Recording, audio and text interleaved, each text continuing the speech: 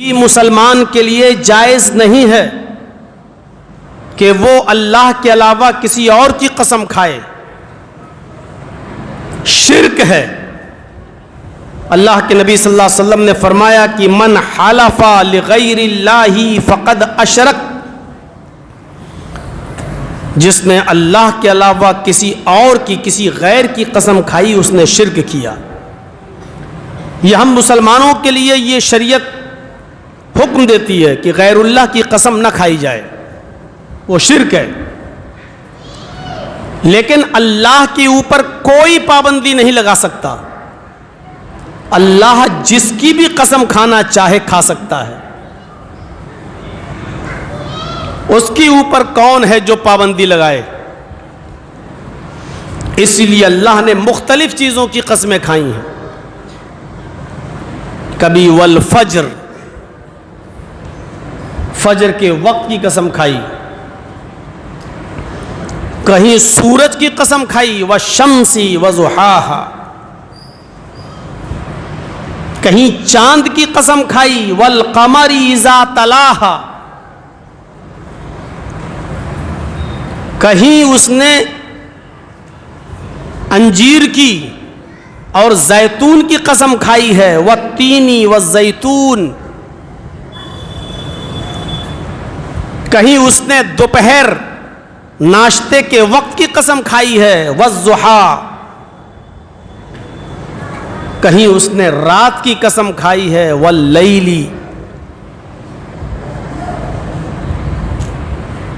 اللہ جس کی قسم کھانا چاہے کھا سکتا ہے، اور یہاں اللہ نے زمانے کی قسم کھائی، والعصر، قسم ہے زمانے کی، اور قسم کھا کر کہا ان الانسان لفی خسر، روئے زمین پر بسنے والے سارے کے سارے انسان، روئے زمین پر رہنے والے ساری کی ساری انسانیت سر تاپا، سر سے لے کر پیروں تک نقصان میں ڈوبی ہوئی ہے۔ ہم، آپ، غیر مسلم، مسلم، سب نقصان میں ہیں، پوری انسانیت نقصان میں ہے۔ یہاں اللہ نے صرف غیر مسلموں کو نہیں کہا کہ وہ غیر مسلم نقصان میں ہے، یہ نہیں کہا، بلکہ اللہ نے کہا ساری انسانیت نقصان میں ہے۔ جن لوگوں کو نقصان سے باہر نکالا ہے اور بتایا کہ یہ لوگ نقصان میں نہیں ہیں، ان کو مستثنیٰ کر دیا، ان کو الگ کر دیا۔ اب ہم اور آپ یہاں بیٹھے ہیں، ہر مسلمان غور کرے، اپنے گریبانوں کا بٹن چاک کرے، کھولے، جھانکے اور یہ سوچے کیا اس کے اندر یہ چیزیں پائی جاتی ہیں؟ اللہ نے جن لوگوں کو نقصان سے باہر کر دیا ہے کہ یہ لوگ نقصان میں نہیں ہیں، کیا ہمارا شمار ان میں ہے؟ کیا ہماری گنتی ان میں ہے؟ وہ کون لوگ ہیں جو نقصان میں نہیں ہیں؟ اللہ نے فرمایا اِلَّا الَّذِينَ آمَنُوا وَعَمِلُوا الصَّالِحَاتِ وَتَوَاصَوْا بِالْحَقِّ وَتَوَاصَوْا بِالصَّبْرِ، یہ لوگ نقصان میں نہیں ہیں، یہ لوگ فائدے میں ہیں، نقصان میں نہیں ہیں۔ جو ایمان لائے، پہلی چیز، جو ایمان لائے، وَعَمِلُوا الصَّالِحَاتِ، اور جنہوں نے نیک عمل کیے، اچھے عمل کیے۔ یہ دیکھنے میں دو چیزیں لگ رہی ہیں لیکن حقیقت میں ایک ہی ہے۔ جو ایمان لائے اور جنہوں نے نیک عمل کیے، یہ سننے میں ہمیں الگ الگ دکھ رہا ہے لیکن ہے دونوں ایک ہی چیز۔ وَتَوَاصَوْا بِالْحَقِّ وَتَوَاصَوْا بِالصَّبْرِ، جو حق بات کہتے رہے، حق بات کہنے میں کسی کو بھی انہوں نے ترجیح نہیں دی، کسی سے کمپرومائز بھی نہیں کیا, سمجھوتا بھی نہیں کیا, علل اعلان وہ حق کی وصیت کرتے رہے. وتواصوا بالصبر, اور صبر کرتے رہے. یہ دو چیزیں الگ دکھائی دے رہی ہیں, حق بولنا اور صبر کرنا, حالانکہ یہ دونوں ایک ہیں. کیونکہ جو لوگ یا جو بھی شخص حق بات کہے گا تو اس کو لوگوں کی نظروں میں برا ہونا پڑے گا. جو سچی بات بولے گا اس کو لوگوں کی نظروں میں برا ہونا پڑے گا. ہو سکتا ہے تکلیف کا بھی سامنا کرنا پڑے, پریشانیوں کا بھی سامنا کرنا پڑے. تو کہا کہ جب تم سچ بولو گے, حق بولو گے, تو پریشانیاں آئیں گی, ان پریشانیوں پر صبر بھی کرو. گویا کہ یہ بتایا جا رہا ہے اگر تمہیں مصیبتوں میں صبر کرنے کی چھمتا ہو, شکتی ہو, طاقت ہو, برداشت کر سکتے ہو تکلیف, صبر کر سکتے ہو, تو حق بات بولو. اور اگر تم یہ چاہو کہ ہمیں کوئی تکلیف بھی نہ ہو, ہمیں پریشانی بھی نہ ہو, ہم سارے لوگوں کی نظروں میں اچھے بنے رہیں, تو پھر حق بات مت بولو. پھر تو اس کے منہ پر اس کی بات, اس کے منہ پر اس کی بات, یہ بھی خوش رہے وہ بھی خوش رہے. یہ ہے. تو گنتی میں 4 چیزیں ہیں: ایمان, عمل صالح, حق اور صبر. لیکن حقیقت میں 2 ہی چیزیں ہیں, ایمان اور عمل صالح ایک, حق اور صبر یہ دونوں ملا کر ایک, ایک اور ایک 2. الا الذین آمنوا وعملوا الصالحات, جو ایمان لائے اور جنہوں نے نیک عمل کیا. ہمارے پاس ایمان ہے لیکن نیک عمل نہیں, تو یہ ایمان بیکار ہے. آپ پوری رات جلسہ سن لیجئے اور نماز فجر میں سو جائیے.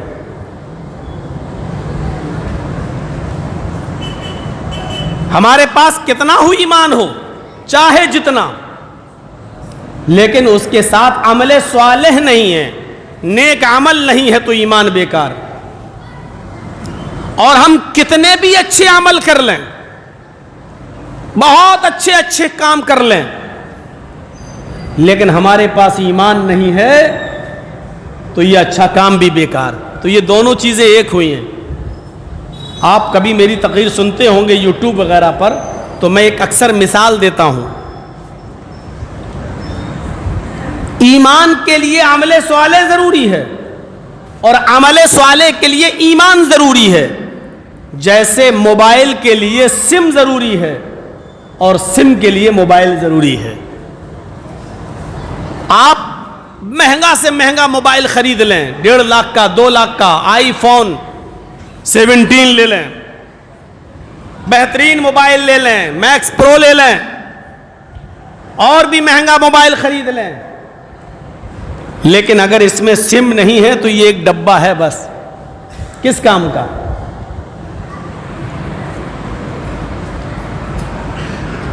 اور اگر آپ سم لے لیں, اس میں 1 لاکھ, 1.5 لاکھ, 2 لاکھ بیلنس بھر لیں, لیکن اگر وہ سم موبائل میں نہیں پڑا ہوا ہے تو وہ سم بھی بیکار, کس کام کا؟ تو جیسے موبائل کے لیے سم ضروری ہے اور سم کے لیے موبائل ضروری ہے, موبائل بغیر سم کے بیکار, سم کارڈ بغیر موبائل کے بیکار, ایسے ہی ایمان کے بعد عمل صالح ضروری ہے اور عمل صالح کے لیے ایمان ضروری ہے. ہمارے پاس ایمان ہے, عمل صالح نہیں تو بیکار. ہمارے پاس بڑے اچھے اچھے کام ہیں لیکن عمل اچھا ہے لیکن ایمان نہیں تو بیکار. ایک غیر مسلم ہاسپٹل میں جاتا ہے, غریب کی مدد کر رہا ہے, صاحب اس کے علاج میں کتنا پیسہ لگے گا؟ صاحب 50,000. ٹھیک ہے, بہت غریب آدمی ہے, وہ 50,000 روپے میں دوں گا. چلیے, غریب آدمی کا علاج کرا رہا ہے, ایمانداری کے ساتھ بتائیے اچھا کام ہے کہ نہیں؟ کسی غریب آدمی یتیم کی مدد کر رہا ہے وہ. اچھا کام ہے کہ نہیں؟ لیکن اس کے پاس ایمان نہیں ہے, وہ غیر مسلم ہے, بتاؤ اس کو ثواب ملے گا؟ کام تو اچھا کر رہا ہے,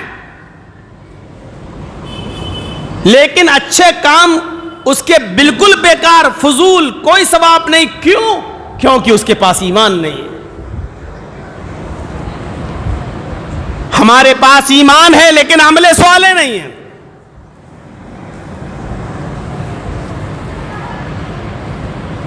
ہر بات پہ ایمان کی بات کرتے ہیں, ہر بات پہ ایمان کی بات کرتے ہیں, لیکن عمل صالح نہیں ہے. آج روزہ افطار بھی ہم کرائیں گے چند لوگوں کا, تو اس کا بھی فوٹو کھینچیں گے. کسی غریب کی ہم مدد بھی کریں گے تو اس کا بھی فوٹو کھینچیں گے اور واٹس ایپ پہ ڈالیں گے, دیکھیے ہم نے اس غریب آدمی کی مدد کی, اس غریب عورت کی مدد کی.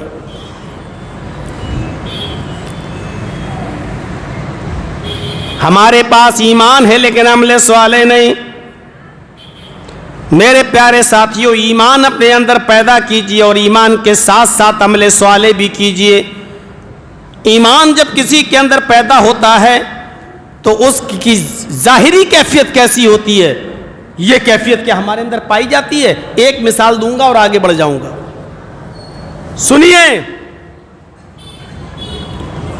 فرعون جب حضرت موسیٰ علیہ السلام سے پریشان ہو گیا تو اس نے موسیٰ اور ان کی فوج کو, موسیٰ اور ان کی قوم کو مناظرے کا چیلنج کر دیا, آؤ ایک میدان میں جمع ہوتے ہیں.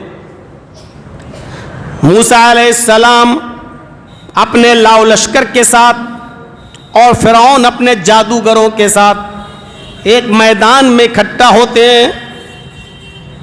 فرعون نے کہا, اے موسیٰ تم سچے یا ہم سچے, آؤ آج دیکھ لیتے ہیں, دنیا دیکھ لے گی, سب لوگ دیکھ لیں گے. موسیٰ علیہ السلام نے کہا ٹھیک ہے, چلو دکھاؤ کیا دکھانا چاہتے ہو. تو فرعون اپنے ساتھ جادوگروں کو لے کر آیا تھا. فرعون اپنے ساتھ جادوگروں کو لے کر آیا تھا.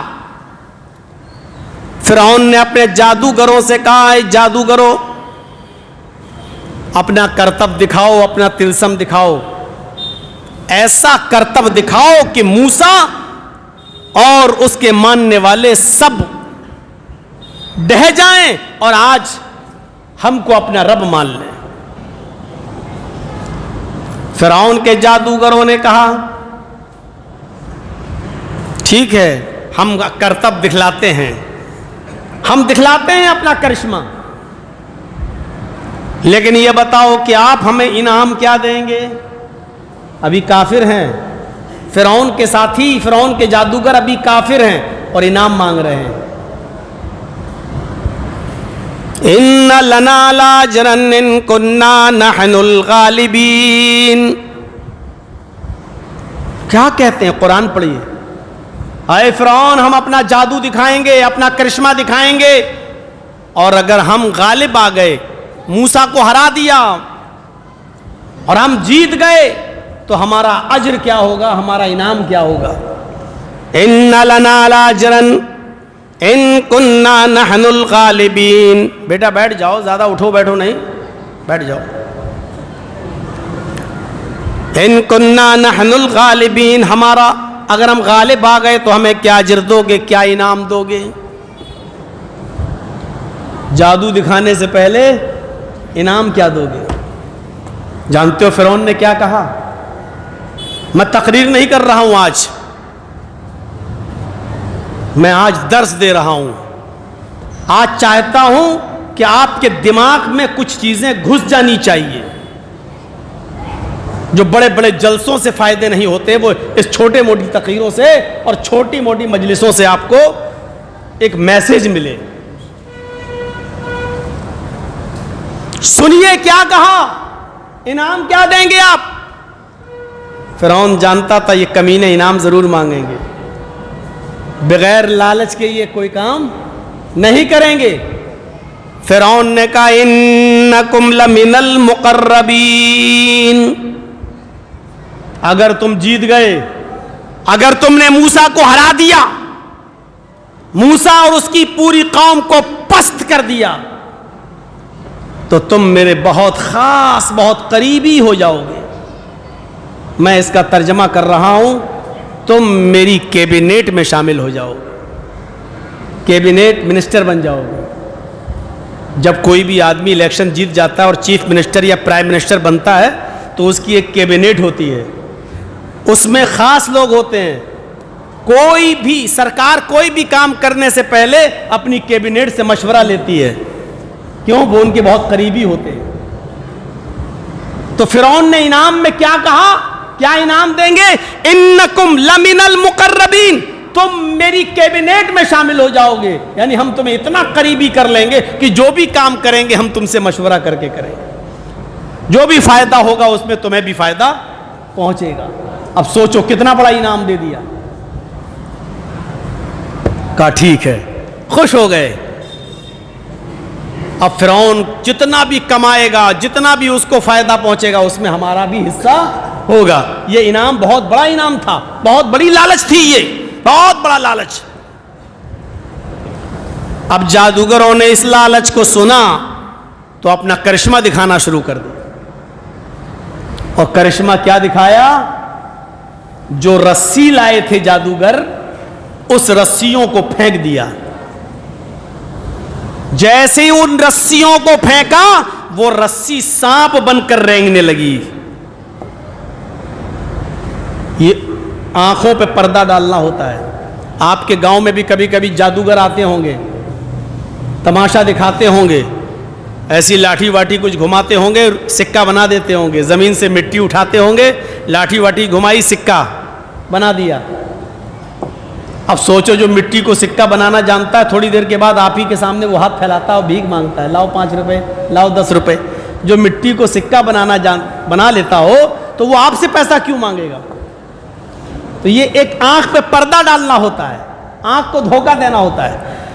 جادوگروں نے وہی کیا، آنکھوں پہ پردہ ڈال دیا، وہ رسی رینگنے لگی، سانپ بن گئی، سانپ دکھائی دی۔ موسیٰ ڈر گئے، ایسے ایسے ہٹنے لگے جیسے سانپ کو دیکھ کر کہیں ہمیں ڈس نہ لے۔ کبھی یہ پیر اٹھاتے، کبھی وہ پیر اٹھاتے، ڈرنے لگے۔ یہ کیا ہے؟ اللہ نے فرمایا لا تخف، اے موسیٰ ڈرنے کی ضرورت نہیں، یہ چیز جو دکھائی جا رہی ہے یہ حقیقت میں سانپ نہیں ہے، یہ تمہاری آنکھوں کا دھوکہ ہے۔ انہوں نے تمہیں ایک باطل چیز دکھائی ہے، انہوں نے تمہیں جو کرشمہ دکھایا ہے وہ بیکار کا کرشمہ ہے، تمہاری آنکھوں کا دھوکہ ہے۔ اب تم انہیں ریئل چیز دکھاؤ، اوریجنل چیز۔ وہ کیا ہے؟ القی عصاک، اے موسیٰ تمہارے ہاتھ میں جو لاٹھی ہے، تمہارے ہاتھ میں جو ڈنڈا ہے، تم اس کو زمین کے اوپر مار دو۔ حضرت موسیٰ نے جو ڈنڈا تھا، جو عصا تھا، جو لاٹھی تھی، اس کو زمین پر پھینک دیا، مارا۔ وہ لاٹھی، وہ ڈنڈا بہت بڑا اژدہا بن گیا۔ میں نہیں جانتا ہوں آپ کے یہاں اژدہا کو کیا بولتے، اس کو اردو میں اژدہا کہا جاتا ہے، اجگر۔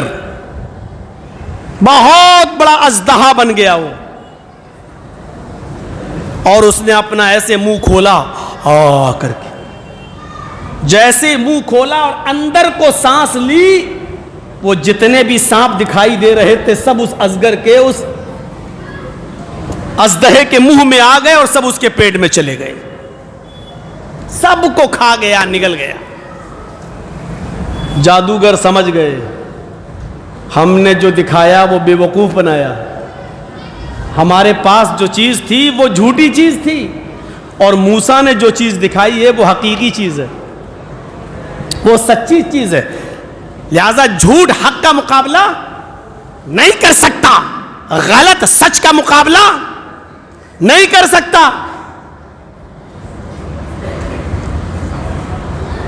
جیسے ہی جادوگروں نے دیکھا کہ اژدہا سارے سانپوں کو نگل گیا، وہ سارے کے سارے جادوگر ایمان لے آئے. ہم ایمان لاتے ہیں موسیٰ اور ہارون کے رب پر, موسیٰ کے رب پر اور ہارون علیہ السلام کے رب پر ہم ایمان لاتے ہیں. یعنی سارے کے سارے جادوگر مومن ہو گئے, ایمان لے آئے. فرعون نے کہا اچھا میری اجازت کے بغیر تم ایمان لے آئے ہو؟ تم سے ایمان لانے کے لیے کس نے کہا تھا؟ تم ایمان بھی لے آئے, چھوڑ دو. وہ جادوگر کہنے لگے اب ہم نہیں چھوڑ سکتے, سچائی ہمارے سامنے آ گئی, اب ہم نہیں چھوڑ سکتے. لن نؤثرک علی ما جاءنا من البینات والذی فطرنا. اللہ کی طرف سے کھلی نشانیاں جانے کے بعد اور اس رب کی سچائی جس نے ہمیں پیدا کیا سامنے آ جانے کے بعد اب ہم پلٹ جائیں یہ ایسا نہیں ہو سکتا, اب ہم ایمان کو چھوڑ دیں یہ ایسا نہیں ہو سکتا, اب ہم ہارون و موسیٰ کے رب کو ترک کر دیں ایسا نہیں ہو سکتا. اے فرعون ہم تجھے چھوڑ رہے ہیں لیکن رب کو نہیں, ہارون و موسیٰ کے رب کو نہیں. صاف منع کر دیا. دیکھ رہے ہیں ایمان آ جانے کے بعد طاقت کیا پیدا ہو گئی. فرعون نے کہا اچھا تو تم ایمان نہیں چھوڑو گے, ہارون و موسیٰ کے رب کو نہیں چھوڑو گے؟ کہا نہیں. کہا تو پھر سزا جانتے ہو ہم تمہیں کیا دیں گے؟ لَأُقَطِّعَنَّ أَيْدِيَكُمْ وَأَرْجُلَكُمْ مِنْ خِلَافٍ. آئے جادو کرو, اگر تم نے موسیٰ و ہارون کے رب کو نہیں چھوڑا اور پلٹ کر میری طرف نہیں آئے تو ہم تمہارے ہاتھوں کو اور پیروں کو مختلف سمتوں سے کاٹ ڈالیں گے. مختلف سمت جانتے ہو؟ دایاں ہاتھ اگر کاٹا تو بایاں پیر ہم تمہارا کاٹیں گے, اور اگر ہم نے بایاں ہاتھ تمہارا کاٹا تو دایاں پیر ہم تمہارا کاٹیں گے. لَأُقَطِّعَنَّ أَيْدِيَكُمْ وَأَرْجُلَكُمْ مِنْ خِلَافٍ. ہم مختلف سمتوں سے الگ الگ سمت سے تمہارے ہاتھ اور پیروں کو کاٹ دیں گے. ایک ہاتھ کاٹیں گے ایک پیر, سیدھا ہاتھ کاٹیں گے تو الٹا پیر, الٹا ہاتھ کاٹیں گے تو سیدھا پیر.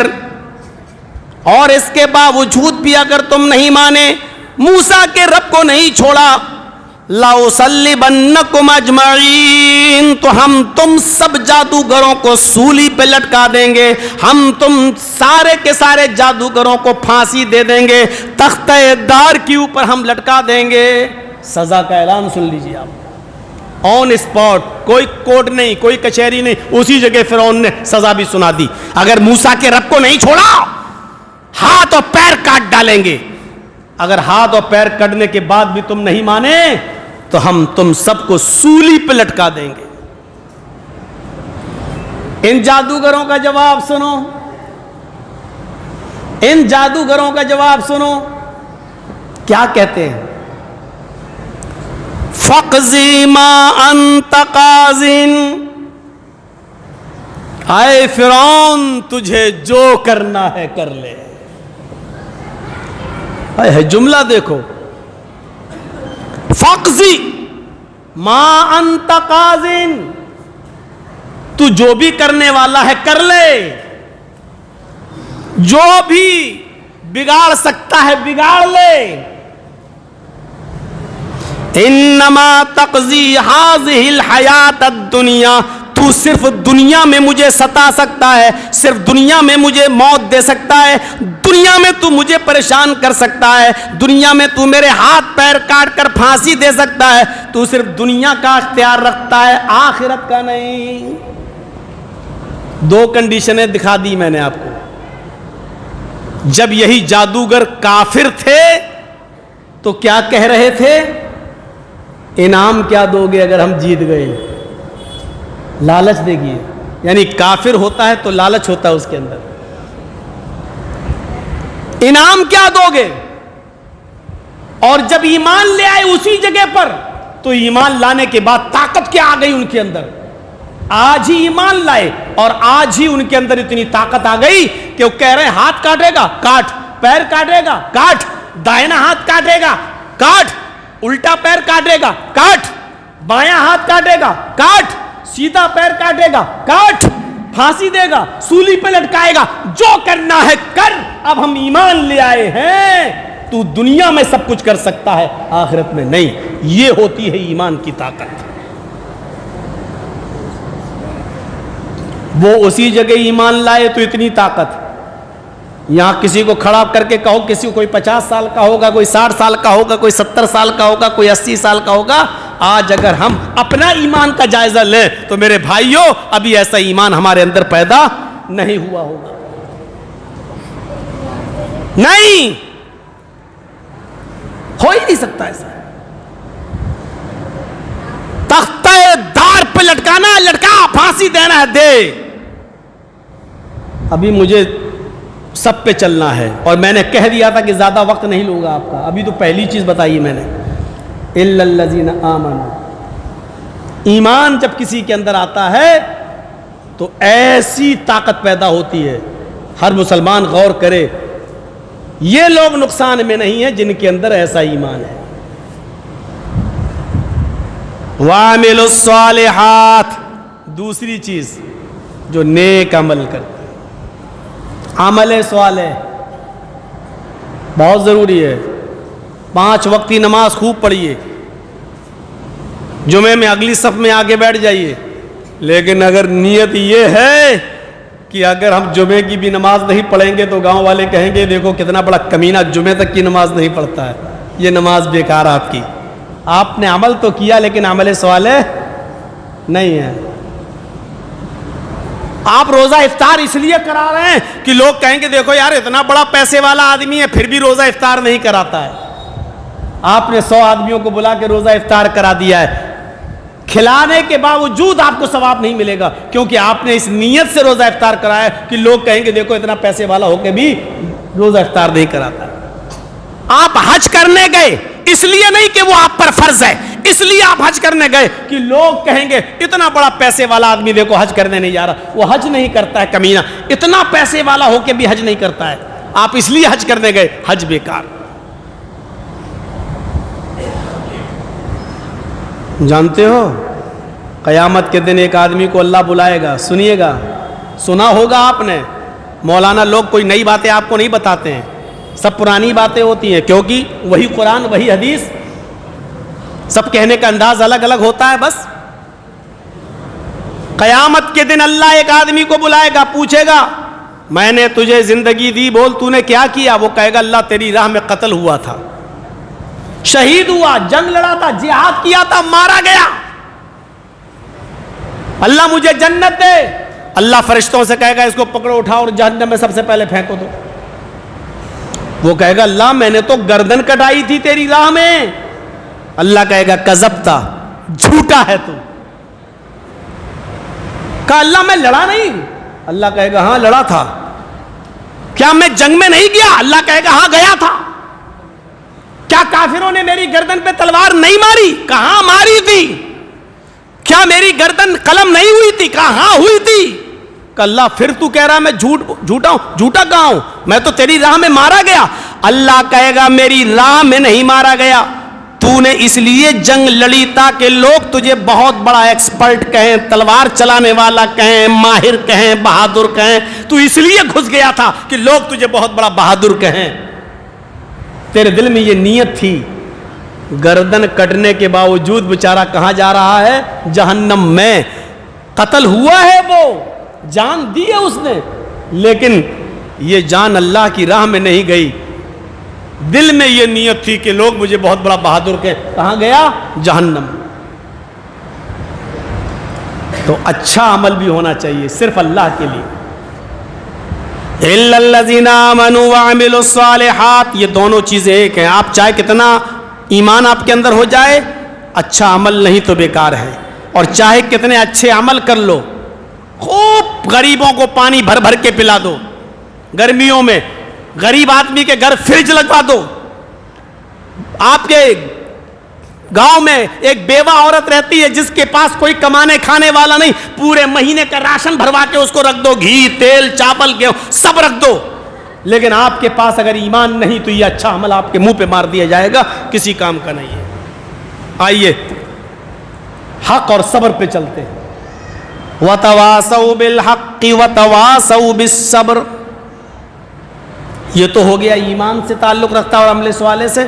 اب دو چیزوں کا تعلق دیکھیے, اور جو حق بات کہتے رہے اور حق بات کہنے میں جن کو پریشانیاں آئیں ان کے اوپر وہ صبر کرتے رہے, یہ لوگ بھی نقصان میں نہیں. حق بات کہنا بہت مشکل کام ہے. ہمارے ہی محلے کے دو لوگوں کا جھگڑا میرے پاس آیا, مولانا صاحب فیصلہ کرو. میں مثال دے رہا ہوں, آیا نہیں ہے نہ آپ کہہ دیں کب کی بات ہے. جرجی صاحب آپ کے گاؤں قبالہ میں رہتے ہیں, بڑے مولانا ہیں. گاؤں کے دو آدمیوں کا جھگڑا آتا ہے, جرجی صاحب فیصلہ کرو. جرجی صاحب نے دیکھا ایک آدمی میرا رشتہ دار ہے, اس کے گھر میری بیٹی گئی ہے, اس کے گھر میری بہن گئی ہے, یہ میرا رشتہ دار ہے, اور دوسرا آدمی اس سے میرا کاروبار چلتا ہے, لین دین ہے, بزنس اس کے ساتھ ہے میرا. اب فیصلہ مجھے کرنا ہے, کیا کروں؟ پھنس گئے جرجی صاحب. یہ کیفیت سب کے سامنے آتی ہوگی, یہ کنڈیشن ہر ذمہ دار کے سامنے آتی ہوگی. جرجی صاحب اس وقت اپنے آپ کو ذمہ دار سمجھ کر ایک مثال دے رہے ہیں. اب جرجی صاحب سوچتے ہیں کہ اگر جانتے ہیں غلطی کس کی ہے لیکن کہہ نہیں پا رہے, کیوں؟ اگر رشتہ دار کی غلطی بتا دی تو میری بیٹی میرے پاس آ جائے گی, میری بہن میرے پاس پہنچا دی جائے گی,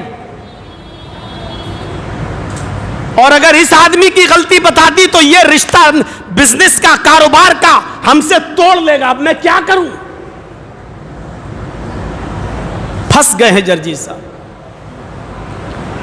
اب جرجی صاحب ایسا بیچ کا راستہ نکالنے کی کوشش کر رہے ہیں کہ رشتہ دار کو بھی برا نہ لگے اور جس کے ساتھ ہمارا کاروبار چل رہا ہے اس کو بھی برا نہ لگے. صاحب ٹھیک ہے, آؤ دونوں بیٹھ کے نبٹ لو معاملہ. ارے آپ سے فیصلہ کروایا جا رہا ہے, کون صحیح کون غلط یہ بولو. کوئی لڑکا گاؤں کی کسی لڑکی کو لے کے بھاگ گیا, پنچایت بیٹھ رہی ہے, صاحب کریں کیا؟ صاحب اسی لڑکی کی شادی کرا دو اس کے ساتھ, یہ فیصلہ ہو رہا ہے.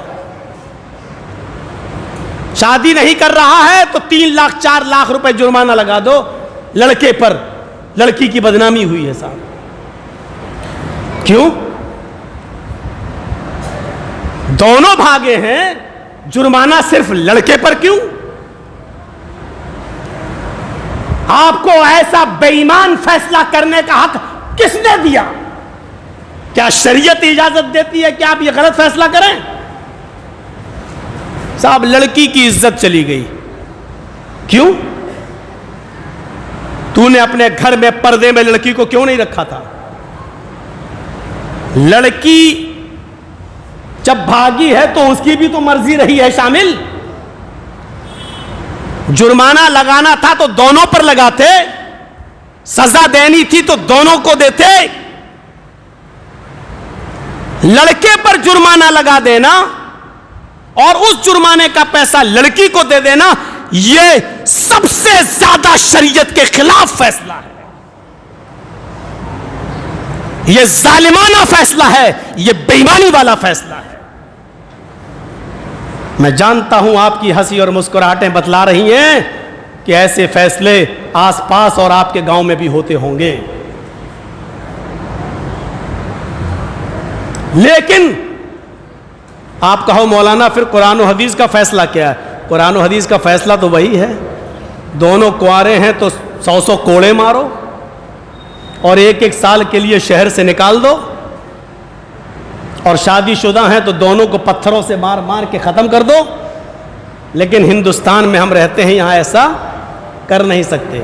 اگر ایسا کر نہیں سکتے تو یہ جرمانہ بھی تو مت لگاؤ جو صرف لڑکے پر ظلم ہو, اور وہ جرمانے کا پیسہ لڑکی کے باپ کو دے دیا جائے, صاحب تیری بیٹی کی بے عزتی ہوئی, لے کسی اور جگہ شادی کرا دے. زناکاری میں, مکاری میں لڑکا لڑکی کو لے کے بھاگے, اس جرم میں شریعت لڑکی کو ذمہ دار مانتی ہے. اسی لیے قرآن یہ کہتا ہے کہ الزانیۃ والزانی فاجلدوا کل واحدۃ مئۃ جلدہ. قرآن یہ کہتا ہے کہ زنا کرنے والی لڑکی ہو, عورت ہو, اور زنا کرنے والا مرد ہو. سمجھ رہے ہیں؟ پہلے عورت کا نام, الزانیۃ والزانی, زنا کرنے والی عورت, زنا کرنے والا مرد, فاجلدوا کل واحدۃ مئۃ جلدہ, ان دونوں میں سے ہر ایک کو 100 کوڑے مارو. قرآن کی اس آیت کی روشنی میں زنا کا ارتکاب عورت کی طرف سے, لڑکی کی طرف سے پہلے ہوتا ہے. اگر لڑکی نہ چاہے تو کوئی لڑکا, کوئی مرد زنا کر ہی نہیں سکتا, اگر لڑکی کی رضامندی نہ ہو. اس لیے قرآن نے پہلے عورت کو اور لڑکی کو ذمہ دار بنایا ہے, اور آپ جرمانے کا پیسہ لڑکی کے ماں باپ کو دلوا رہے ہیں. سوچیے, آپ پھنس گئے جرجی صاحب, فیصلہ کریں تو کیسے کریں؟ وَتَوَاصَوْا بِالْحَقِّ, اگر چاہتے ہو کہ نقصان میں نہ رہو, فائدے میں رہو, تو حق بات بولو. چاہے آپ کی لڑکی آپ کے گھر پہنچا دی جائے, چاہے آپ کی بہن آپ کے گھر پہنچا دی جائے, جو صحیح ہو وہ کرو, جو سچا ہے, حق ہے, اس پر فیصلہ کرو.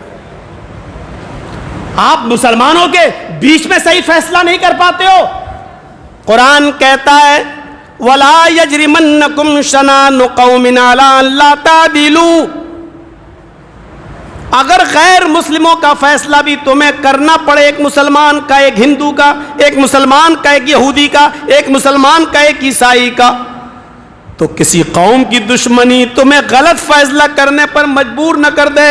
اگر ان دونوں میں مسلمان کا قصور ہو تو مسلمان کا قصور بتانا, اگر ہندو حق پر ہو تو ہندو کو حق کہنا, یہودی حق پر ہو تو یہودی کو حق پر کہنا, عیسائی حق پر ہو تو عیسائی کو حق پر کہنا. یہ مت دیکھنا کہ میں مسلمان ہوں تو مسلمان کے حق میں فیصلہ کر دیا جائے. کسی قوم کی دشمنی تمہیں غلط فیصلہ کرنے پر مجبور نہ کر دے.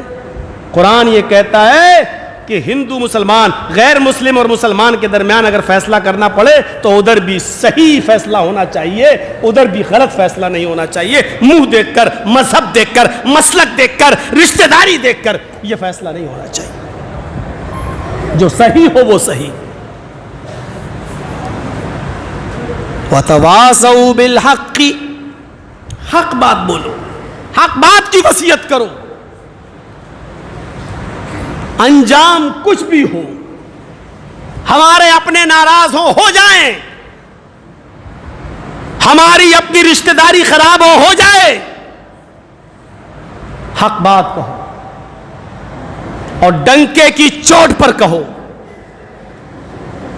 علی الاعلان کہو. امام احمد ابن حنبل کا دور ہے, فتنہ اٹھا ہوا ہے, قرآن کو اللہ کا کلام مانا جائے یا مخلوق. پریشان ہے لوگ. درباری مولویوں نے فتویٰ دے دیا قرآن اللہ کی مخلوق ہے. امام احمد ابن حنبل کے پاس جب یہ خبر پہنچی تو احمد ابن حنبل فتویٰ دیتے ہیں, حق بات بولتے ہیں, اور کیا کہتے ہیں کہ قرآن اللہ کی مخلوق ہو ہی نہیں سکتا, کیونکہ اللہ تعالیٰ فرماتا ہے کل من علیہا فان, ہر مخلوق فنا ہو جائے گی, ہر مخلوق مٹ جائے گی, صرف اللہ کا چہرہ باقی رہے گا, اللہ کی ذات باقی رہے گی. اللہ کے علاوہ دنیا میں جو ہے سب مٹ جائے گا، سب فنا ہو جائے گا۔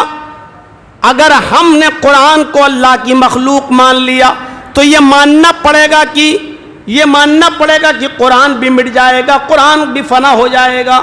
اس لیے احمد ابن حنبل فتویٰ دیتے ہیں القرآن کلام اللہ لیس بمخلوق، قرآن اللہ کا کلام میں مخلوق نہیں۔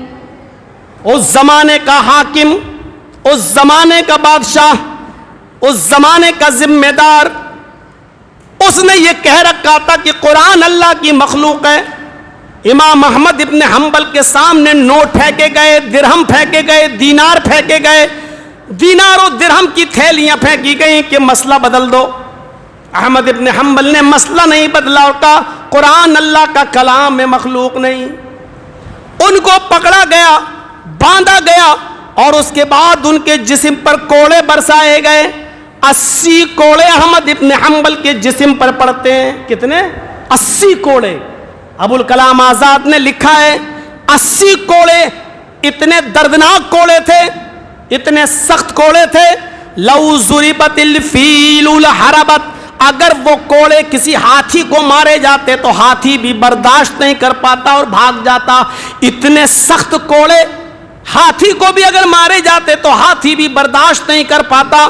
ایسے کوڑے احمد ابن حنبل کی پیٹھ پر پڑے، لیکن احمد ابن حنبل ہر کوڑا کھاتے گئے، ہر کوڑا اپنے جسم پر پڑواتے گئے اور یہی کہتے گئے القرآن کلام اللہ، قرآن اللہ کا کلام ہے، مخلوق نہیں۔ یہ ہے حق بیانی جو کسی کے کہنے پر نہیں چھوڑی جا رہی ہے۔ بادشاہ ہوں گے آپ اپنے گھر میں، بادشاہ ہوں گے آپ حاکم اپنے گھر پہ، لیکن قرآن اللہ کا کلام ہے، مخلوق نہیں۔ یہ ہے حق بیانی، ہر حال میں حق۔ ایک اور دلچسپ واقعہ، امام مالک رحمت اللہ علیہ، مشہور امام، ان کے زمانے میں جو حاکم وقت تھا، جو بادشاہ تھا، اس بادشاہ کی نظر کسی غریب آدمی کی بیوی پر پڑ گئی۔ اور سنو میرے ساتھیوں، امام مالک کے زمانے میں جو بادشاہ تھا، حاکم، اس کی نظر ایک غریب آدمی کی بیوی پر پڑ گئی جو بہت خوبصورت تھی، اور بادشاہ کی نیت خراب ہو گئی۔ بادشاہ نے درباری مولویوں کو بلایا، بکنے والے مولویوں کو۔ بکنے والے مولوی سمجھتے ہیں نا آپ؟ نہ سمجھتے ہو تو ٹی وی ڈیبیٹ پہ جو آتے ہیں ان کو دیکھ لیجئے گا، 5000 مولوی۔ ایسے ہی درباری مولوی اس حاکم وقت کے پاس تھے، بلوایا، مجھے اس غریب آدمی کی بیوی پسند ہے، اس کو میں اپنے پاس رکھنا چاہتا ہوں، کوئی راستہ نکالو۔ مولویوں نے کہا کیا بات کرتے ہو، کسی کی بیوی ہے یار، کیسے تمہاری ہو سکتی ہے؟ کہا کہ دیکھو بیوی تو اس کی مجھے پسند آ گئی، اب وہ مجھے چاہیے، دینار درہم بتاؤ کتنے چاہیے، پکڑو، لیکن وہ راستہ تم نکالو۔ درباری مولویوں نے فتویٰ دے دیا ٹھیک ہے راستہ تو ہے۔ کہا کیا ہے؟ کہا ایسے تو آپ استعمال کر نہیں سکتے اس کو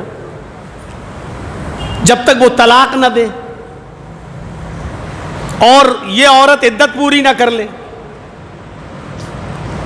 تو طلاق شرافت سے بولو اس غریب آدمی کو کہ اپنی بیوی کو طلاق دے دے، اور اگر شرافت سے نہ مانے تو آپ کے پاس تو درباری بہت ہیں، اس کی گردن پہ تلوار رکھ دو، جان سے مارنے کی دھمکی دو، ڈراؤ، اور ڈرا دھمکا کر اس کو مجبور کر دو کہ وہ اپنی بیوی کو طلاق دے دے۔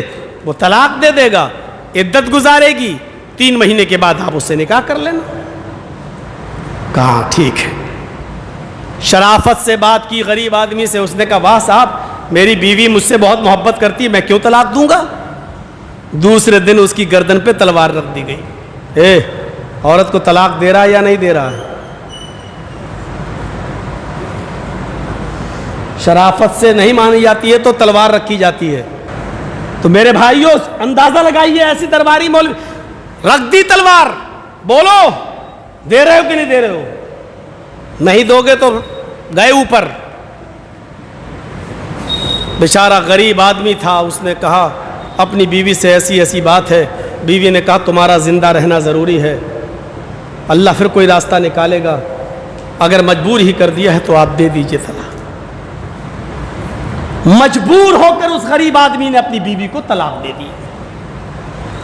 اس عورت نے عدت گزاری اور بادشاہ نے اس سے نکاح کر لیا. یہ خبر امام مالک رحمۃ اللہ علیہ کے پاس پہنچی. ہر کوئی تھوڑی بکتا ہے, ہر کوئی 5000 مولوی تھوڑی ہوتا ہے. امام مالک کے پاس یہ خبر پہنچی. امام مالک سر پہ عمامہ باندھتے ہیں سفید رنگ کا. اس دن یعنی کفن لپیٹ کر گئے سر پر. بادشاہ جمعے کے خطبے میں مسجد میں آیا ہوا تھا, اگلی صف میں بیٹھا ہوا تھا. امام مالک اپنے گھر پہ کہہ کے آئے کہ میری بیوی جمعہ پڑھانے کے لیے جا رہا ہوں, خطبہ دینے کے لیے جا رہا ہوں, نماز جمعہ کے بعد میں آ سکوں گا یا نہیں یہ مجھے پتہ نہیں, کھانا میں نے پہلے کھا لیا, میرے لوٹنے کا انتظار مت کرنا. آج کے زمانے میں بہت لوگ آ جائیں گے, مولانا صاحب ہمارے یہاں ایسا ایسا ماحول ہے, یہ مت بولنا وہ مت بولنا. مولانا صاحب ہمارے یہاں کی لڑکیاں ان میں گئیں, ان کی لڑکیاں ہمارے یہاں آئیں, ایسا مت بولنا کہ برا لگے. ان کی بیوی نے بھی یہ نہیں کہا ارے کیوں جھمیلا مول لے رہے ہو, چھوڑو نا, جو جیسا کر رہا کرنے دو, آپ کیوں پیچھے پڑے, آپ ہی نے سب کا ٹھیکہ لیا. کچھ نہیں کہا, جانتی مانے گا نہیں ہے. امام مالک مسجد میں گئے, سنت ادا کی, منبر پر بیٹھے, خطبہ دیا اور کہا کہ لوگوں سنو, میں نے سنا ہے کہ حاکم وقت نے کسی غریب آدمی کی گردن پر تلوار رکھوا کر طلاق دینے پر مجبور کیا, اور اس غریب آدمی نے مجبور ہو کر اپنی بیوی کو طلاق دی. اگر یہ بات سچ ہے تو میں تمہیں جناب محمد رسول اللہ کی حدیث سناتا ہوں, ان الطلاق المکرہ لیس بشیء, زبردستی دلوائی ہوئی طلاق ہوتی ہی نہیں ہے, طلاق پڑتی ہی نہیں ہے. اگر کوئی آدمی کسی کو مجبور کر دے طلاق دینے پر اور اس نے مجبوری میں طلاق دی ہو تو یہ طلاق نہیں مانی جائے گی. اور اگر کسی نے ایسی عورت سے نکاح کر لیا تو وہ نکاح نہیں مانا جائے گا. لہذا بادشاہ اس عورت کے ساتھ زنا کر رہا ہے, حرام کاری کر رہا ہے, اس سے جتنے بچے پیدا ہوں گے وہ سارے کے سارے بچے ناجائز اور حرامی بچے مانے جائیں گے. یہ خطبہ جمعے کے دن جمعے کے منبر پر, مسجد کے منبر پر کھڑے ہو کر امام مالک نے دے دیا, اور بادشاہ اسی جگہ پر موجود ہے. مسجد سے باہر نکلتے ہی بادشاہ کے وزیروں نے جو تلواریں لے کر آئے تھے امام مالک کو اریسٹ کر لیا, پکڑ کر لے گئے اور کہا فتویٰ بدل دو. کا سوال ہی پیدا نہیں ہوتا. پھر ٹی وی چینلوں پر ڈیبیٹ کرنے والے درباری مولویوں کی طرح درہم پھینکے گئے, دینار پھینکے گئے, لو مسئلہ بدل دو. امام مالک کہتے زمین کے اوپر اور آسمان کے نیچے کسی ماں نے وہ بچہ پیدا ہی نہیں کیا جو امام مالک کے ضمیر کو خرید سکے. ان الطلاق المکرہ لیس بشیء, زبردستی دلوائی ہوئی طلاق نہیں ہوتی. کہا تو پھر سزا کے لیے تیار ہو جاؤ. کوڑے مارے گئے, اتنے کوڑے مارے گئے کہ کوڑے کھاتے کھاتے امام مالک کے دونوں ہاتھ شل ہو گئے, لٹک گئے, اب ہلنا ڈلنا بند. آپ نے دیکھا ہوگا سعودی عرب میں حج کرنے گئے ہوں گے, عمرہ کرنے, بہت سے لوگ نماز پڑھتے ہیں ہاتھ چھوڑ کر, اللہ اکبر, ہاتھ چھوڑ دیتے ہیں. یہ امام مالک کے ماننے والے ہوتے ہیں.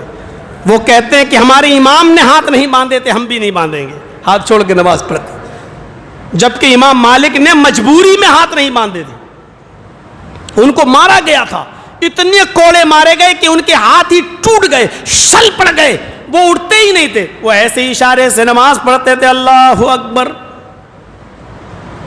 مجبوری میں ہاتھ توڑ دیے گئے، پیروں میں کوڑے مارے گئے، پیر شل پڑ گئے، دونوں ہاتھ اور دونوں پیر، ہاتھ اور پیروں کے بل ان کو اونٹ کے اوپر لٹا دیا گیا، ایسے اوندھے منہ اونٹ کے اوپر ڈال دیا گیا. ایسے اونٹ کی لگام ایک درباری نے پکڑی اور امام مالک کو اونٹ پر اوندھا منہ لٹکا کر بیڑیاں اور ہتھکڑیاں ہاتھوں اور پیروں میں ڈال کر اونٹ کے اوپر اوندھے منہ لٹکا کر لگام اونٹ کی پکڑ کر ان کو، نکیل اونٹ کی پکڑ کر ان کو مدینے کی گلیوں میں گھمایا جا رہا ہے.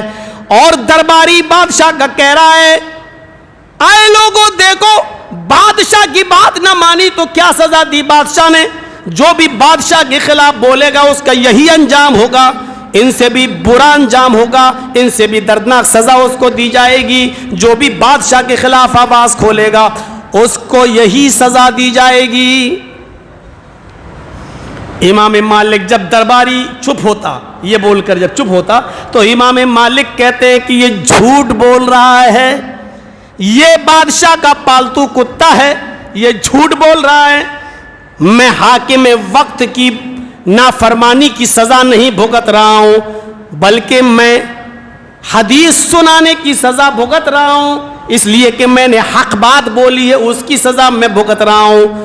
مجھے بادشاہ کی نافرمانی کی سزا نہیں ملی ہے بلکہ حق بات بولنے کی سزا ملی ہے. اور اس اونٹ پر ہاتھ ٹوٹ چکے، پیر ٹوٹ چکے، اس اونٹ پر مجھے لاد کر مجھے گھمایا جا رہا ہے. اس اونٹ پر لدنے کے بعد بھی میں یہی کہوں گا، یہی سچ ہے اور یہی حق ہے. ان الطلاق المکرہ لیس بشیء، اے مدینے والو، زبردستی طلاق نہیں ہوتی ہے، بادشاہ حرام کاری کر رہا ہے. آپ دیکھ رہے ہیں ایسا حق بولنے والا ہے کوئی؟ اتنی پریشانیاں اٹھا لے گا. حق بات کوئی کہے گا تو پریشانیاں تو اٹھانا ہی پڑے گا. یہ تھا امام احمد کا حق، یہ تھا امام مالک کی حق گوئی. وتواصوا بالحق، حق جو کہے گا وہ بھی نقصان میں نہیں ہے. اور آخری چیز وتواصوا بالصبر، حق بات کہو گے تو پریشانی آئیں گی، اس پہ صبر بھی کرو. صبر، یہی امام مالک خطبہ دے رہے تھے منبر پر کھڑے ہو کر، اور خطبے سے جب نیچے اترے منبر سے تو نماز پڑھانے کے بعد ایک نمازی سے کہا، سلام پھیرا اور ایک نمازی کو بلائے ادھر آؤ. کہاں؟ اپنی پیٹھ کھولی، کا دیکھو تو ذرا کوئی جانور کاٹ رہا ہے کیا؟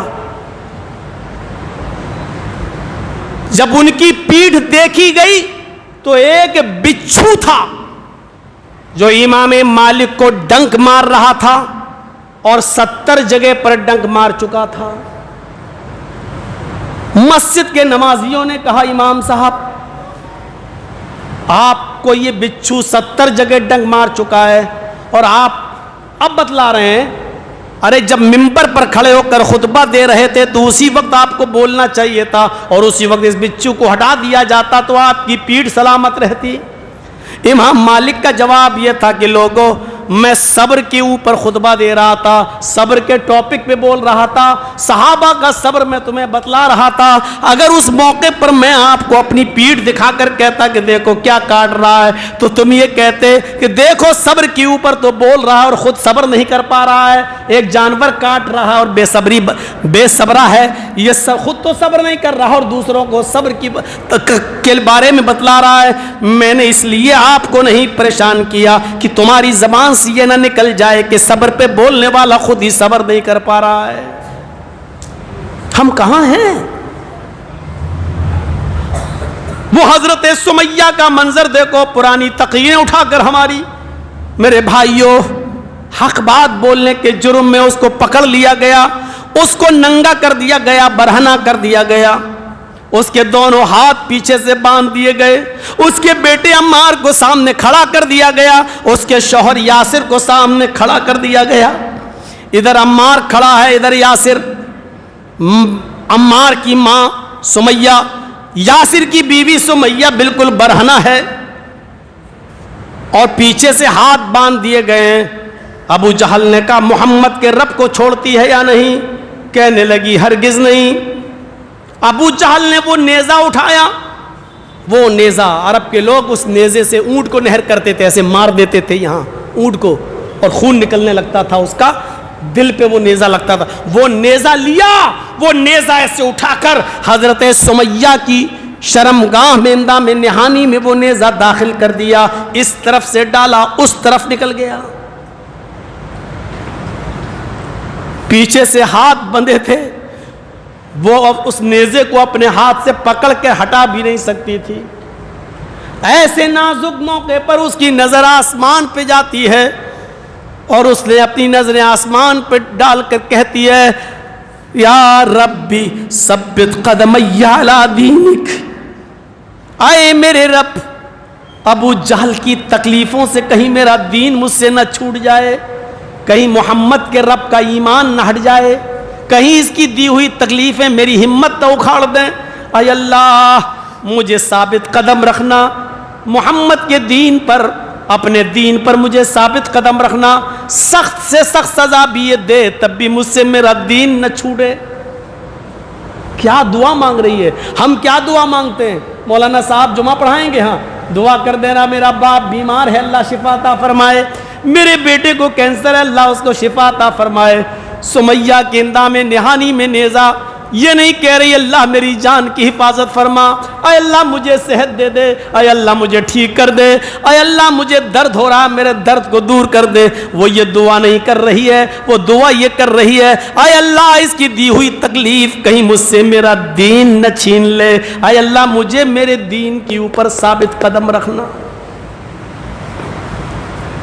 عمار دیکھ نہیں پا رہا ہے اپنی ماں کی اس تکلیف کو، شوہر دیکھ نہیں پا رہا یاسر اپنی ماں اپنی بیوی کی اس تکلیف کو۔ اتنے میں دوسری تکلیف، 2 اونٹ منگا دیے گئے، طبقات پڑی ہے ابن سعد کی، 2 اونٹ منگا دیے گئے، ایک پیر سمیہ کا اس اونٹ سے باندھا گیا اور اس کا چہرہ پورب کی طرف کر دیا گیا، دوسرا پیر سمیہ کا دوسرے اونٹ سے باندھا گیا اور اس کا رخ، اس کا چہرہ پشچم کی طرف کر دیا گیا۔ ہاتھ میں کوڑا گھمایا ابو جہل نے، اے سمیہ محمد کے رب کو چھوڑتی ہے یا نہیں؟ اگر نہیں چھوڑتی ہے تو یہ کوڑا اس اونٹ کو ماروں گا، یہ کوڑا اس اونٹ کو ماروں گا، ایک پورب کی طرف بھاگے گا ایک پشچم کی طرف بھاگے گا، تیرے جسم کے 2 ٹکڑے ہو جائیں گے، تیرے جسم کے 2 ٹکڑے ہو جائیں گے اور تو مر جائے گی، 20 سے 2 ٹکڑے کر دیے جائیں گے۔ ڈرانے کی کوشش۔ سمیہ مسکراتی ہے اور مسکرا کر کہتی ہے اے ابو جہل اللہ کی قسم، جتنی دیر تو ان اونٹوں کو بھگانے میں لگا رہا ہے اتنی ہی دیر مجھے رب کی جنت میں جانے میں لگ رہی ہے۔ میں اللہ کی جنت، رب کی جنت کو اپنی آنکھوں سے دیکھ رہی ہوں، جلدی بھگا ان اونٹوں کو، میری روح جلدی نکلے، رب کی جنت میری منتظر ہے، میں اس جنت کا میرا انتظار کر رہی ہے۔ حقیقت میں وہ جنت دیکھ نہیں رہی تھی اپنی آنکھوں سے، بلکہ اپنے بیٹے اور اپنے شوہر کو مضبوط کر رہی تھی کہ میرے بعد تمہارا بھی نمبر آ رہا ہے، ایسا نہ ہو کہ تم پلٹ جاؤ۔ ابو جہل نے کوڑا مار دیا، ایک اونٹ پورب کی طرف بھاگا، ایک اونٹ پشچم کی طرف بھاگا اور سمیہ کے جسم کے 2 ٹکڑے ہو گئے۔ بہرحال عمار کو چھوڑ دیا گیا، یاسر کو چھوڑ دیا گیا۔ ایک دن کا معاملہ، منظر، واقعہ، اللہ کے نبی جناب محمد رسول اللہ جمعہ کا خطبہ دے رہے ہیں، آپ نے عمار کو بھی اسی مسجد میں بیٹھا ہوا دیکھا، یاسر کو بھی اسی مسجد میں بیٹھا ہوا دیکھا، تو آپ کو سمیہ کا منظر یاد آ گیا کہ پہلے شرمگاہ میں نیزہ ڈالا گیا، پھر 2 اونٹ میں پیر باندھے گئے اور 2 اونٹوں کو بھگایا گیا۔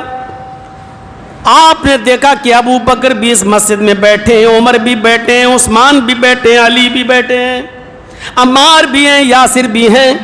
اللہ کے نبی خطبہ دیتے ہوئے کہتے ہیں لوگوں آج میں چند جنتیوں کا نام بتاتا ہوں، ابو بکر جنتی، عمر جنتی، عثمان جنتی، علی جنتی۔ آئے ابو بکر تم جنت میں جاؤ گے، آئے عمر تم جنت میں جاؤ گے، عثمان تم بھی جنت میں جاؤ گے، آئے علی تم بھی جنت میں جاؤ گے۔ آئے ابو بکر تم اکیلے جنت میں جاؤ گے، عمر تم اکیلے جنت میں جاؤ گے، عثمان تم اکیلے جنت میں جاؤ گے، اے علی تم اکیلے جنت میں جاؤ گے۔ اس کے بعد آپ نے فرمایا اصبروا یا آل یاسر فإن موعدکم الجنہ، اے یاسر کے گھرانے والوں، اے یاسر کے خاندان والوں صبر کرو، اللہ نے وعدہ کیا تمہارا پورا خاندان ایک ساتھ جنت میں جائے گا، تمہارا پورا خاندان ایک ساتھ جنت میں جائے گا، تمہارا پورا گھرانہ ایک ساتھ جنت میں جائے گا۔ ابو بکر تم اکیلے، عمر تم اکیلے جنت میں جاؤ گے، عثمان تم اکیلے، علی تم اکیلے جنت میں جاؤ گے۔